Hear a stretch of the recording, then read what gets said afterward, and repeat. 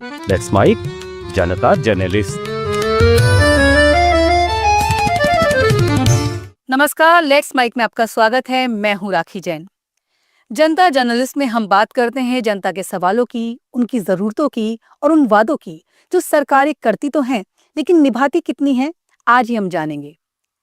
राज्यों में हर 5 साल में विधानसभा चुनाव होते हैं और हर बार राजनीतिक पार्टियां बड़े बड़े वादे करती हैं।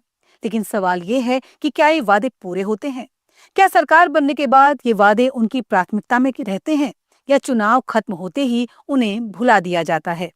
फिलहाल बिहार में एक बार फिर विधानसभा चुनाव सामने हैं। ऐसे में जनता से जुड़े बड़े वादों और योजनाओं का हमने जायजा लिया। आज बात करते हैं हर घर नल का जल योजना की। सरकार ने इस योजना के बड़े बड़े दावे किए, लेकिन हकीकत ये है कि इस योजना को हर घर सिर्फ नल ही नल, कहाँ है जल कहा जाए तो कुछ गलत नहीं होगा। बिहार में हर घर नल का जल योजना की शुरुआत सितंबर 2016 में की गई थी। इसका उद्देश्य था कि हर घर तक नल के जरिए पीने का पानी पहुंचाया जाए। ये योजना बिहार सरकार के 7 निश्चय कार्यक्रम का हिस्सा थी।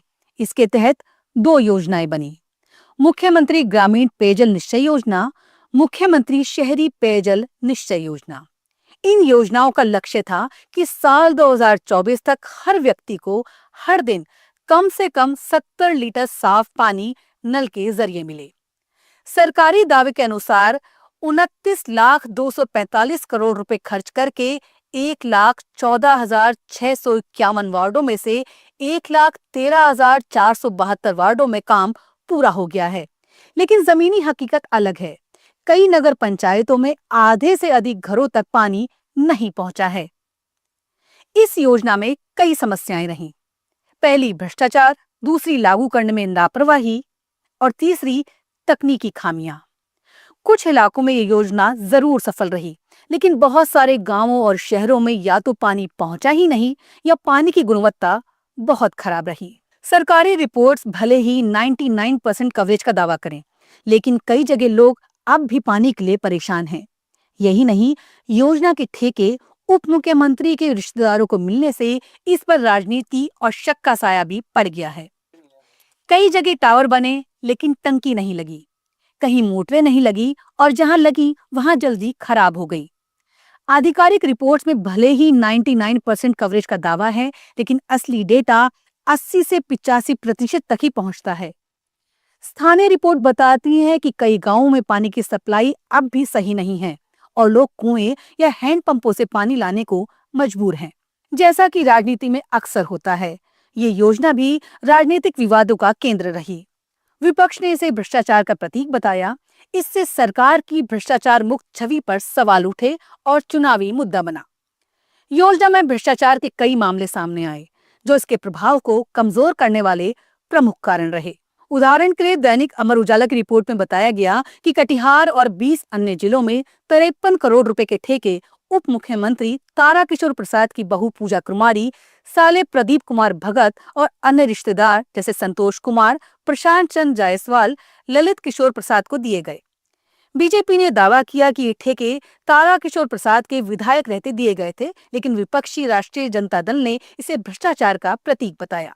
आरटीआई कार्यकर्ता शिव प्रकाश राय की जांच में पाया गया कि गांवों में मुखियाओं द्वारा कमीशन लिया जा रहा था, जिसके बाद जनवरी 2021 में 373 मुखियाओं और 45 ठेकेदारों के खिलाफ एफआईआर दर्ज की गई। पूर्व मंत्री और राजद नेता राम प्रकाश महातो ने आरोप लगाया कि बिहार पुलिस ने शिकायत करने वाले ग्रामीणों को धमकाया।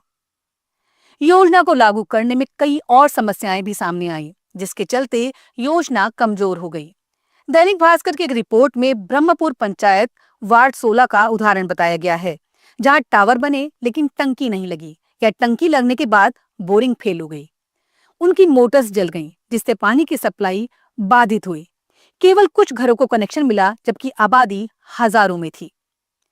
निर्माण की गुणवत्ता खराब थी, जैसे 3 फीट की जगह केवल 1.5 या 2 फीट गड्ढे खोदे गए। लोकल कंपनियों के पाइपों का उपयोग किया गया और लोअर क्वालिटी की सामग्री का इस्तेमाल हुआ। पाइप बिछाने के लिए खोदी गई सड़कों की मरम्मत नहीं की गई, जिससे बारिश के समय भारी नुकसान हुआ। कई गांवों में पानी की आपूर्ति शुरू ही नहीं हुई और लोग आर्सेनिक युक्त पानी पीने को मजबूर हुए। ट्विटर के एक पोस्ट में एक यूजर उत्कर्ष सिंह ने नवादा जिले के वारिसलीगंज के कड़ुआ गांव का जिक्र किया है, जहां पाइपलाइन बिछाई गई थी लेकिन 6 महीने से मोटर खराब थी और लोग कई किलोमीटर दूर से पानी लाने को मजबूर थे। एक अन्य पोस्ट में लिखा गया कि शिकायतें दर्ज करने की प्रक्रिया PHED की वेबसाइट के जरिए मौजूद तो थी, लेकिन शिकायतों का निवारण हुआ ही नहीं। फैक्ट चेकर की एक रिपोर्ट के अनुसार मुख्यमंत्री नीतीश कुमार ने कहा था कि 95% घरों में पीने का पानी पहुंच गया है, लेकिन जुलाई 2021 तक असली आंकड़ा 84.66% था। औरंगाबाद, दरभंगा, अररिया और सहरसा जैसे जिलों में तो कवरेज 75% से भी कम थी।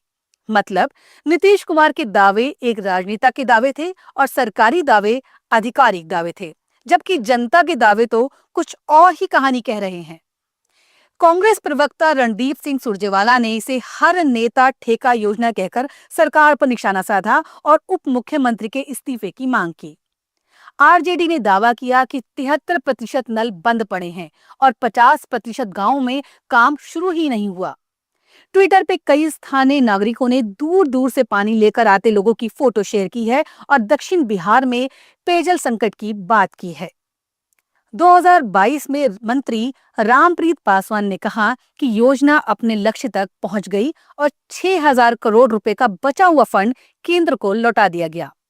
तब ये सवाल उठा कि क्या फंड का पूरी तरह उपयोग हुआ या प्रबंधन में कमी थी? इतना पैसा कैसे बच गया? क्योंकि योजनाओं को पूरा करने में देरी से तो लागत बढ़ती है। फिर इस योजना में ऐसा क्या हुआ कि 6000 करोड़ रुपए केंद्र को लौटाना पड़ा? इसी वर्ष मार्च में आई कुछ रिपोर्ट्स में बताया गया है कि 18,47,000 परिवारों को कनेक्शन दिया गया है, फिर भी 75,000 परिवार अब भी इससे वंचित हैं।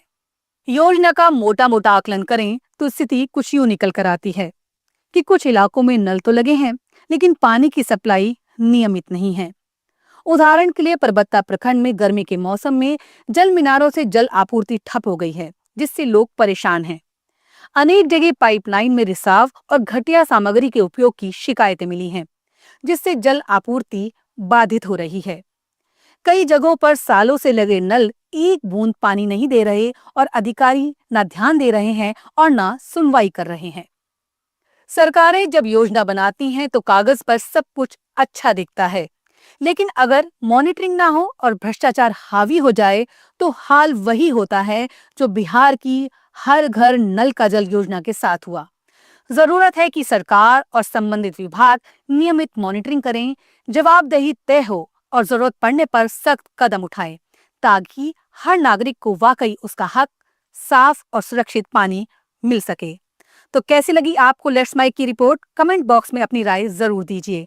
हमारा चैनल लाइक और सब्सक्राइब कीजिए और अच्छा लगा हो तो शेयर भी कीजिए। लेट्स माइक में इतना ही। नमस्कार।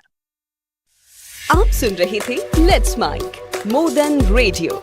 फॉलो कीजिए हमें हमारे सोशल मीडिया प्लेटफॉर्म्स पर। It's time for news. It's time for More Than Radio. Presenting the first radio news app, Let's Mic.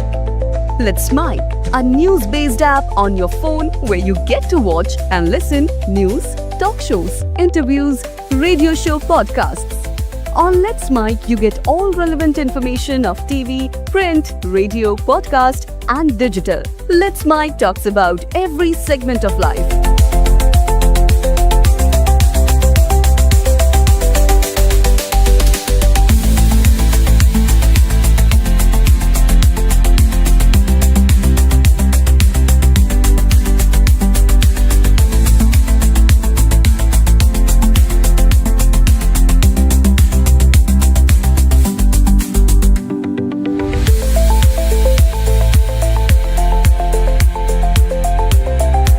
Let's Mic is not just a revolutionary idea. Download the app now from Play Store. Available both on Android and iOS mobile phones.